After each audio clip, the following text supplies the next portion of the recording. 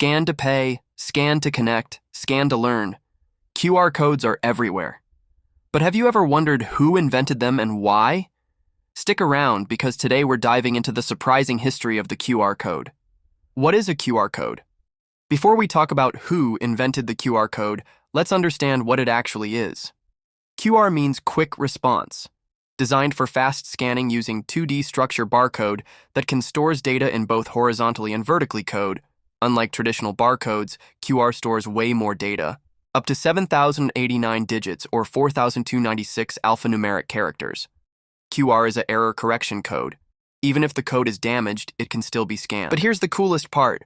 QR codes can be scanned from any angle, making them super convenient. The QR code was invented in 1994 by a Japanese engineer named Masahiro Hara and his team at Denso Wave, a subsidiary of Toyota for car spare parts. Here's why they created it. Toyota needed a better way to track car parts during manufacturing. Traditional barcodes could only hold 20 characters, which wasn't enough. And guess what?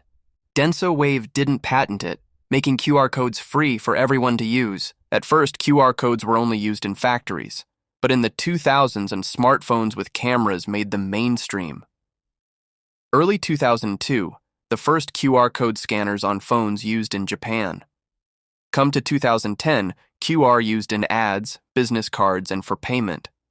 Globally booming in 2020 when COVID-19 hit the world, make it essential for ordering food to vaccine passes. Today, over 11 million QR codes are scanned daily in the US alone. Who knew a simple black and white square would change the world?